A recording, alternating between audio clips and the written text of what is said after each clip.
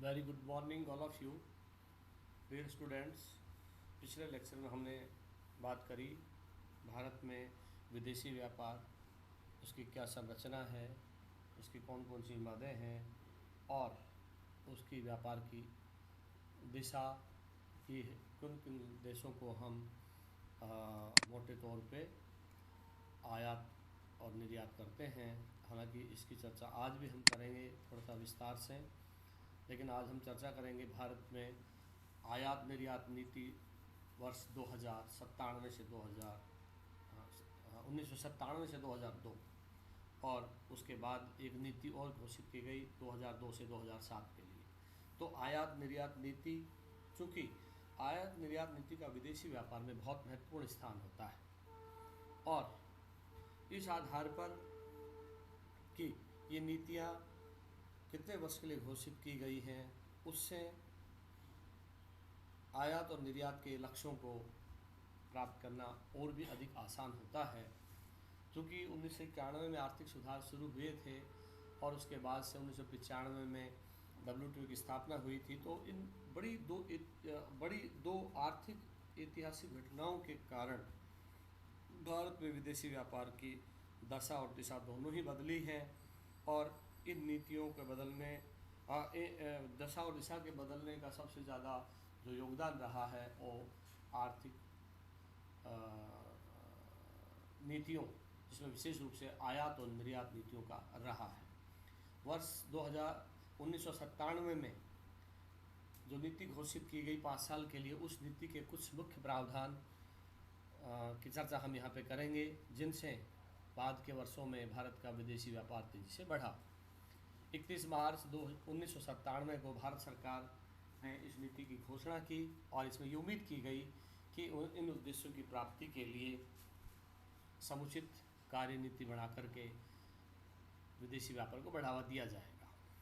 इस नीति में कहा गया कि विश्व बाजार के विस्तार का लाभ उठाया जाए, यानी जो ग्लोबलाइजेशन के बाद का जो दौर है और WTO की स्थापना के बाद का जो दौर है, उसमें जो व्यापार का विस्तारीकरण हुआ है, व्यापार का जो विस्तार हुआ है, बहुराष्ट्रीय व्यापार का जो आयाम बना है, उसका फ़ायदा उठाया जाए और इसके लिए अर्थव्यवस्था में जो भी समुचित परिवर्तन आवश्यक हैं उन्हें किया जाए और उनमें गति लाई जाए।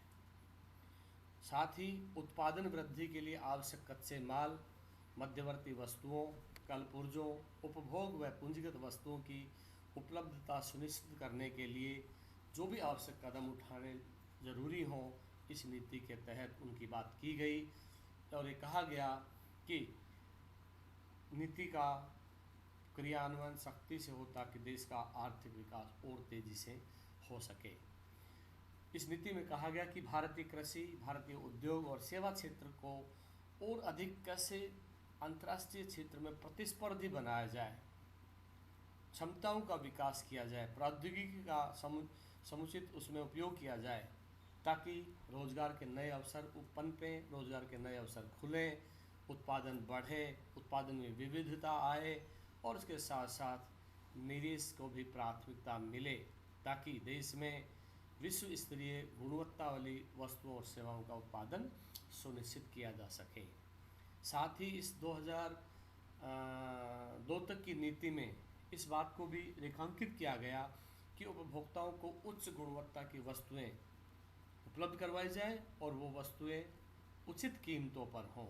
ये ना हो कि उनकी कीमतें बहुत ऊंची रख दी जाएँ जिससे आम उपभोक्ता उन तक नहीं पहुंच पाए। इसलिए ज़रूर ये ध्यान दिया गया या प्रयास किया गया कि सभी लोगों की जद में, सभी लोगों की पहुंच में ऐसी वस्तुएं होनी चाहिए जो उच्च गुणवत्ता युक्त हों और उनकी कीमतें भी संतुलित हों, कम हों। शायद इस नीति के मार्फत उपयुक्त उद्देश्यों को लेकर के चला गया। इस नई आर्थिक नीति या नई आयात निर्यात नीति के अनुकूल अधिक पारदर्शी और अधिक विवेकपूर्ण नीतियों का निर्माण करने की आवश्यकता कही गई और साथ ही इसको आगे की नीतियों के आधार के रूप में भी काम में लेने का बात इस नीति में कही गई। इसके बाद अगले 5 साल यानी 2002 से 2007 के लिए भी भारत सरकार ने नई आयात निर्यात नीति की घोषणा की। इस नीति में जो विशेष आर्थिक क्षेत्र जिसको स्पेशल इकोनॉमिक जोन सेज कहा जाता है को अपतटीय बैंकिंग इकाइयों के गठन, वस्तु मूल्य जोखिमों के बचाव तथा लघु अवधि विदेशी वाणिज्यिक उधारों को जुटाने की अनुमति देकर मजबूत किया गया। इस नीति ने स्पेशल इकोनॉमिक जोन वाली इकाइयों द्वारा की गई जो किया गया जो उत्पादन है, उस उत्पादन की प्रक्रिया में प्रक्रियात्मक सरलीकरण भी सुनिश्चित करने के लिए इसमें प्रावधान किए गए। सेज में तथा इसके आसपास विद्युत की स्थिति को सुधारने यानी ऊर्जा की उपलब्धता को सुनिश्चित करने, उस ऊर्जा के उत्पादन को बढ़ाने, उसका समुचित और विवेकशील वितरण करने की जिम्मेदारी भी सरकार ने महसूस करी और उसके तहत इन स्पेशल इकोनॉमिक जोन्स की स्थापना की अनुमति दी गई। साथ ही विदेशी व्यापार निदेशालय सीमा शुल्क तथा बैंकों की लेन देन लागत को और कम करने के लिए नई आयात निर्यात नीति में प्रक्रियात्मक बदलाव किए गए। इस नीति में मुख्य बातों के अलावा निर्यातों के बाजार को बढ़ावा देने की समुचित नीति अपनाने की बात कही गई। ये कहा गया कि भारतीय जो उत्पाद हैं उनके लिए अंतर्राष्ट्रीय बाजारों में पहुंच कैसे सुनिश्चित हो, इसके लिए एक कार्य योजना बने ताकि उत्पादकों को, निर्यातकों को उसका फ़ायदा मिले, देश को फ़ायदा मिले, निर्यातकों को एक सुविधाकारी माहौल मिले। इसके लिए भी भारत सरकार ने विदेशों में जो भारत के इंडिया मिशन हैं वहाँ व्यापार केंद्रों की शुरुआत करी, व्यापार केंद्रों की स्थापना करी। पूर्वोत्तर सिक्किम तथा जम्मू एवं कश्मीर में स्थित इकाइयों को निर्यात हेतु परिवहन सब्सिडी देने की बात भी कही गई। बाजारों में को और अधिक विविध रूप देने के लिए नई नीतियों का ऐलान किया गया और प्रयास ये किया गया कि भारत का विदेशी व्यापार सरलीकृत हो, बहुमुखीकरण हो, विविधीकरण हो और उसका विस्तार हो ताकि देश के उत्पादकों को उसका फ़ायदा मिल सके। अब हम बात करेंगे विदेशी व्यापार की दिशा। जैसा मैंने पहले कहा कि हम ऊपर इस बात की चर्चा कर चुके हैं कि भारत के विदेशी व्यापार में जो मुख्य भागीदार हैं जिनमें उत्तरी अमेरिका है, उत्तरी अमेरिकी देश हैं या दक्षिण अमेरिकी जिनको लैटिन अमेरिकन देश भी कहा जाता है, अफ्रीकन कंट्रीज है, यूरोप के देश हैं, पूर्व सोवियत संघ वाले बाल्टिक गणराज्य हैं, वो सब भारत के विदेशी व्यापार के हिस्सेदार रहे हैं। लेकिन कालांतर में ये स्थितियाँ WTO पर समझौते के बाद धीरे धीरे बदली हैं। यद्यपि स्वतंत्रता के पूर्व भारत के विदेशी व्यापार की दिशा तुलनात्मक लागत लाभ स्थितियों के द्वारा निर्धारित नहीं होकर के भारत और ब्रिटेन के बीच जो औपनिवेशिक संबंध थे उनसे निर्धारित होती थी। भारत की विदेश व्यापार नीति कोई स्वतंत्र नहीं थी, ये ब्रिटेन के संबंधों पर आधारित थी। दूसरे शब्दों में भारत किन देशों से आयात करेगा, किन को निर्यात करेगा, ये ब्रिटिश सरकार तय करती थी। ब्रिटिश सरकार के जिसमें हित होते थे उसके आधार पर इसका निर्धारण होता था और यही कारण है कि स्वतंत्रता से पूर्व भारत का अधिकांश व्यापार ब्रिटेन तथा उसके जो उपनिवेश देश थे, उसके मित्र राष्ट्र थे, उनके साथ ही था। कोई स्वतंत्र रूप से विदेशी व्यापार भारत का नहीं होता था और यही प्रवृत्ति आज़ादी के कुछ वर्षों बाद तक भी देखने को मिली, क्योंकि हमारे यहाँ तब तक अर्थव्यवस्था को उतना मजबूती नहीं मिल पाई थी, क्योंकि पूरी तरह से ये विदेशों पर निर्भर होने की वजह के चलते ब्रिटिश सरकार के हितों के पोषण के लिए ही भारतीय विदेशी व्यापार को काम में लिया जाता था। क्यों? क्योंकि तब तक भारत के अन्य देशों के साथ व्यापार संबंध स्थापित करने जैसी कोई संधियां नहीं हुई थी। इस उदाहरण के लिए 1950-51 में भारत के निर्यात आय में इंग्लैंड और अमेरिका का हिस्सा 42% था। उसी वर्ष भारत के आयात व्यय में उनका हिस्सा 39.1% था। इसे अनुमान लगा सकते हैं कि आज़ादी और से पूर्व और आज़ादी के तुरंत बाद के वर्षों में भारत में विदेशी व्यापार की क्या स्थिति रही है। साथ ही अन्य पूंजीवादी देशों जैसे फ्रांस, पश्चिमी जर्मनी, इटली, जापान इत्यादि और समाजवादी देशों जैसे सोवियत संघ, रोमानिया, पोलैंड, चेकोस्लोवाकिया इत्यादि के साथ बेहद थोड़ा व्यापार था। जैसे जैसे इन देशों के साथ राजनीतिक संबंधों की शुरुआत हुई, संबंधों का विकास हुआ, वैसे वैसे आर्थिक संबंध भी मजबूत होने लगे। इस प्रकार बहुत से देशों के साथ व्यापारिक संबंधों के विकास के अवसर भी खुले और धीरे धीरे स्थितियां बदली।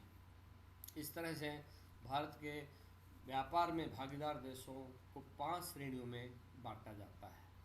पहला है आर्थिक विकास सहयोग संगठन, जिसमें यूरोपीय समुदाय, अमेरिका, कनाडा, जापान आदि देश सम्मिलित हैं इस आर्थिक विकास सहयोग संगठन में, जिसका कि भारत के विदेशी व्यापार में बहुत बड़ा अंशदान है, बहुत बड़ा योगदान है।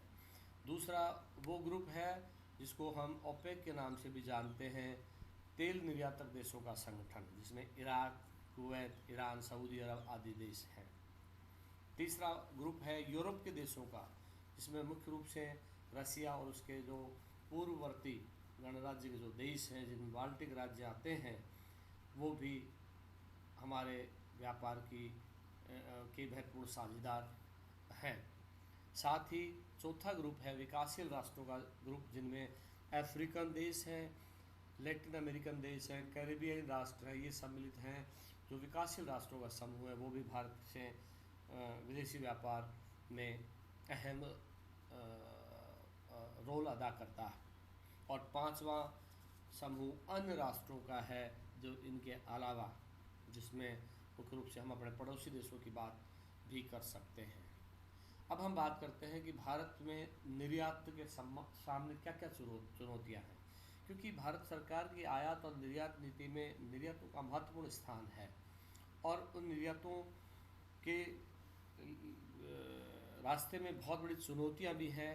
उन चुनौतियों को लेकर के अनेक बार गाए बगाए चर्चा की जाती है कि भारत का निर्यात कैसे बढ़े, भारत के निर्यातों के समक्ष जो चुनौतियां उनका सामना कैसे किया जाए। चूँकि भारत में कई निर्यात की जो मदें हैं, उनसे उच्च बड़ी मात्रा में भारत को आय प्राप्त होती है और उस आय की का देश के आर्थिक विकास में बहुत बड़ा योगदान है। लेकिन ये जो निर्यात मदें हैं, जिनकी उच्च आय की प्रवृत्ति है, उनके प्रतिस्पर्धात्मक जो लाभ हैं वो हमारे लिए एक बड़ी चुनौती है। विशेष रूप से तब जब रुपए की कीमत कमज़ोर होती है। जैसे उदाहरण के लिए कहें कि भारत का हीरा उद्योग कीमती और कम कीमती पत्थरों के आयात पर भारी खर्च करता है। मुद्रास्फीति भारतीय मुद्रा को कमज़ोर करने में योगदान करके स्थिति को और अधिक बदतर बना देती है। ये एक बहुत बड़ी निर्यातों के सामने चुनौती है। हस्तांतरण की उच्च लागत एक बड़ी समस्या है। यह निर्यात उद्योग के लाभ को भी खा जाती है। हस्तांतरण लागत ये भी एक चुनौती है। इसके अलावा एक और कारक है जो भारतीय निर्यात में रुकावट डालता है, वह है निर्यात अवसंरचना की खराब स्थिति।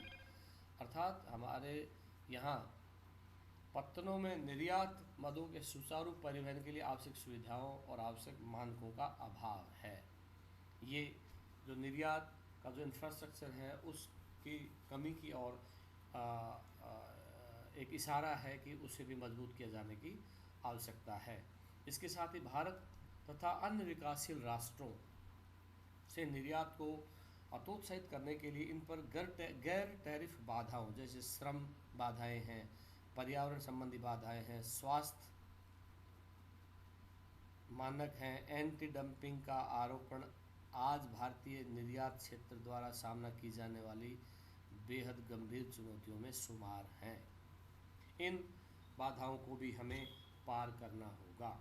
जो गैर टैरिफ की बाधाएं हैं, स्पेशली लेबर कानूनों से संबंधित है, पर्यावरण से संबंधित है, या फिर हेल्थ से संबंधित है, एंटी डंपिंग से संबंधित है, इनमें भी सुधार की आवश्यकता है। साथ ही इस संपूर्ण परिदृश्य में भारत के संदर्भ में कहा जा सकता है कि भारत को एक उभरती हुई अर्थव्यवस्था के रूप में प्रोजेक्ट करने के लिए आवश्यक है कि बाजार का और निर्यात बाजार का विविधीकरण किया जाए। उदाहरण के लिए पूर्वी यूरोप और मध्य एशिया की अर्थव्यवस्थाएं परिवर्तन के दौर में हैं। हमें इन पर ध्यान देना चाहिए और इन बाज़ारों में अपनी उपस्थिति दर्ज करानी चाहिए, ताकि कम से कम समय में हमारे बाज़ार विश्व के अन्य बाज़ारों की तरह प्रतिस्पर्धी उनके समक्ष आकर के खड़े हो सकें और उसका लाभ हमारे देश के उत्पादकों को मिल सके। जहाँ तक विदेशी व्यापार की नीति की बात है, तो हमने ऊपर चर्चा करी कि 1997 से 2002 की आयात निर्यात नीति और 2002 से 2007 की आयात निर्यात नीति, उसका बहुत बड़ा रोल हमारे देश के व्यापार में रहा है।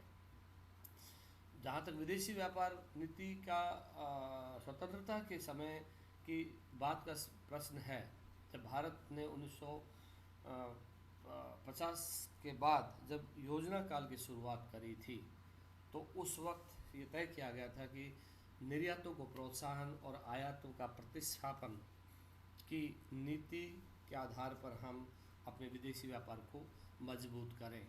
भारतीय नीति निर्माताओं ने भारत की आर्थिक समृद्धि के उत्प्रेरक के तौर पर विदेशी व्यापार के विकल्प पर गंभीर रूप से विचार नहीं किया, और इसका कारण ये रहा कि निर्यात आय अर्जन क्षमता के प्रति बेहद निराशाजनक दृष्टिकोण रहा। विशाल घरेलू बाजार के अस्तित्व ने आंतरिक उन्मुखता की ओर आवेशित होने का काम किया। फलस्वरूप नीति निर्माताओं ने न केवल निर्यात क्षमताओं एवं संभावनाओं का अवमूल्यांकन किया, अपितु स्वयं आयात प्रवृत्ति के आयात प्रतिस्थापन प्रक्रिया को भी नकार दिया। यद्यपि औद्योगिकरण की आंतरिक उन्मुख प्रक्रिया ने 1956 और 1966 के बीच घरेलू औद्योगिक समृद्धि की उच्च दर हासिल करी, लेकिन इस प्रकार के औद्योगिकरण की प्रक्रिया की जो खामियां थी वो जल्द ही उजागर हो गई। इस तरह से पूरे तंत्र में एक अक्षमता फैल गई और भारतीय अर्थव्यवस्था में उत्पादों की उच्च लागत की बढ़ती दर देखने को मिली। एक समय पश्चात इसने प्रौद्योगिकी विलंब को भी स्वीकार किया, और जिसके कारण निर्यात निष्पादन में गिरावट आई। इस तरह से 70 से 80 के दशक के दौरान भी हमारे जो निर्यात निष्पादन में आश्चर्यजनक रूप से बदलाव देखने को मिले, और 1980 से 82 की मंदी के समय भी भारत की निर्यात क्षमताओं की स्थापना के संबंध में कुछ विशेष प्रवृत्तियां देखने को मिली, जिनका भारत के विदेशी व्यापार पर असर पड़ा। क्योंकि जो प्रौद्योगिकी उपलब्ध तकनीकी थी, उस तकनीकी का बेहतर इस्तेमाल सुनिश्चित कैसे किया जाए, इस बारे में तब तक कोई विशेष प्रयास नहीं हुए थे, और यही कारण रहा कि भारत की विदेश नीति और विदेश व्यापार नीति 1991 के बाद आए बदलावों ने भी उनके मात्रात्मक प्रतिबंधों की भूमिका को कम किया। यानी जो व्यापार नीति में जो मात्रात्मक प्रतिबंध थे, उन प्रतिबंधों को भी यहाँ कम करके दिखाया गया, और उसका परिणाम रहा कि भारत का विदेशी व्यापार अपेक्षित दर से आगे नहीं बढ़ पाया। विदेशी व्यापार नीति 2009 से 2014 के दरमियान 5 वर्ष के लिए इस नीति की घोषणा फिर की गई और इसमें ये कहा गया कि 15% वार्षिक वृद्धि के साथ 2014 तक वस्तुओं और सेवाओं के निर्यात को दोगुना किया जाए। और इस नीति का ये उद्देश्य तय किया गया कि भारत की हिस्सेदारी को बढ़ाकर 2020 तक दोगुना कैसे हो, इस पर कार्य सुनिश्चित किया जाए। भारत की विदेश व्यापार नीति की विशेषताएं, सिलेबस के पॉइंट ऑफ व्यू से देखा जाए तो उसमें भी सैलाइड फीचर्स ऑफ फॉरेन ट्रेड, विदेशी व्यापार की मुख्य प्रवृत्तियों की बात कही गई है। प्रश्न यदा कदा एग्जाम में भी पूछा जाता रहा है, तो उसी दृष्टि से यहाँ ये पढ़ लेना उचित होगा कि भारत की विदेशी व्यापार नीति की प्रमुख विशेषताएं कौन कौन सी हैं। मुख्य विशेषताएं इस प्रकार हैं कि पहली है फोकस बाजार योजना का विस्तार, यानी वैश्विक वित्तीय संकट के कारण मांग में जो गिरावट आई है उस समस्या का समाधान के लिए इस नीति में फोकस बाजार योजना की शुरुआत की गई, ताकि कुछ जो टॉप प्रायोरिटी प्राप्त जो उत्पाद है उन पर फोकस किया जा सके, उनसे निर्यात को बढ़ावा दिया जा सके। दूसरा, फोकस बाजार योजना एवं फोकस उत्पाद योजना में प्रेरणाएं। फोकस बाजार योजना के अंतर्गत उपलब्ध प्रेरणाओं को 2.5% से बढ़ाकर 3% तथा फोकस उत्पाद योजना के अंतर्गत 1.25% से बढ़ाकर 2% करने का प्रावधान किया गया, ताकि उत्पादकों और निर्यातकों को प्रोत्साहन दिया जा सके। तीसरी बात इस नीति में कही गई कि निर्यात प्रोत्साहन पूंजीगत वस्तु योजना के तहत इंजीनियरिंग एवं इलेक्ट्रॉनिक उत्पादों, मूल रसायनों, औषधियों, वस्त्रों, प्लास्टिक, हस्तशिल्प, चमड़े की वस्तुओं के उत्पादन के लिए पूंजीगत वस्तुओं को बिना सीमा शुल्क दिए आयात करने की छूट दी गई, ताकि इन क्षेत्र के उत्पादकों या निर्यातकों को प्रोत्साहन मिल सके और निर्यात बढ़ सके। साथ ही इस नीति में इस बात को भी कहा गया कि ड्यूटी एंटाइटलमेंट पासबुक योजना के तहत जो निर्यात उत्पादकों के उत्पादों के उत्पादन में प्रयुक्त आयातों पर प्रशुल्क दरों को निष्प्रभावी बनाया जाए, ताकि उसका फ़ायदा निर्यातकों और उत्पादकों को मिल सके। इस तरह से इस नीति में कहा गया कि निर्यात उन्मुख इकाइयों को भी ये छूट थी कि वे अपने उत्पाद का अधिकतम 75% तक घरेलू प्रशुल्क क्षेत्र में बेचें और बाकी जो है शेयर उसको वो बाहर निर्यात कर सकते हैं। इस तरह से इस योजना में कार्य संपादन लागतों को कम करने के लिए भी आयातित वस्तुओं को बंदरगाह से सीधे उत्पादन स्थल तक ले जाने की छूट दी गई। इस नीति में ये भी कहा गया कि उत्पादकों को ये छूट है कि वे उत्पाद शुल्क की अदायगी के बाद विनिर्माण अपशिष्ट का निपटान तुरंत कर सकते हैं। साथ ही शीघ्र कार्रवाई और निर्णय के लिए कंप्यूटरीकरण की व्यवस्था की गई, यानी कंप्यूटरीकरण व्यवस्था लागू की गई, ताकि इनकी प्रोसेसिंग में डिले ना हो और किसी तरह से निर्यात हतोत्साहित ना हो।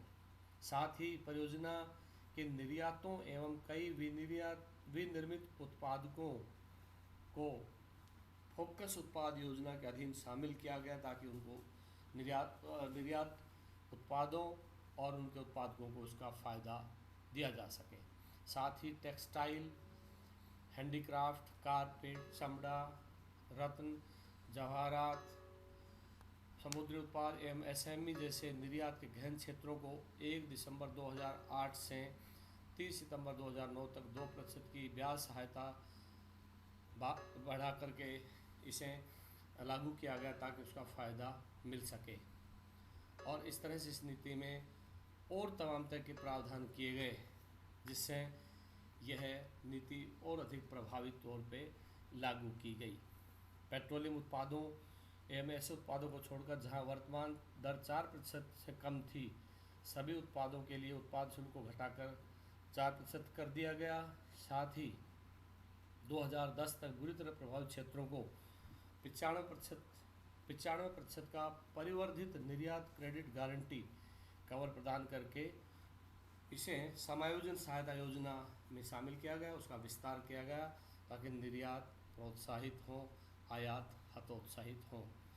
फोकस बाजार योजना और बाजार संबद्ध फोकस उत्पाद योजना के अंतर्गत अफ्रीकी, लैटिन अमेरिकी, आसियान और दूसरे देशों की और बाज़ारों का विविधीकरण किया गया, निर्यातों का विविधीकरण किया गया, जिससे देश में आयात और निर्यातों की स्थिति को सुधारा जा सके, यानी निर्यातों को बढ़ावा दिया जा सके, आयातों का प्रतिस्थापन करके उसका देश के आर्थिक विकास में योगदान लिया जा सके। साथ ही सेवा कर से संबंधित उत्पाद, जिसमें अन्य बातें भी शामिल थी, जिसमें निर्यात संबद्ध सेवाओं पर सेवा कर से छूट इसमें शामिल की गई। साथ ही मार्च 2011 के अंत तक इंजीनियरिंग एवं इलेक्ट्रॉनिक उत्पादों, बुनियादी रसायनों, फार्मास्यूटिकल्स, टेक्सटाइल, प्लास्टिक, दस्तकारी एवं चमड़े से निर्मित उत्पादों के लिए शून्य उत्पाद शुल्क पर ECGC शुरू की गई, ताकि इसका फ़ायदा अंतिम रूप से उत्पादकों को दिया जा सके। तो इस तरह से कहने का तात्पर्य इस नीति के मार्फत देश में विदेशी व्यापार को बढ़ावा देने के लिए किया गया और उसका फ़ायदा देश के आर्थिक विकास में मिल सके। आज के लिए इतना ही। इसके बाद हम अगले टॉपिक पर चर्चा करेंगे। आज के लिए इतना ही। धन्यवाद।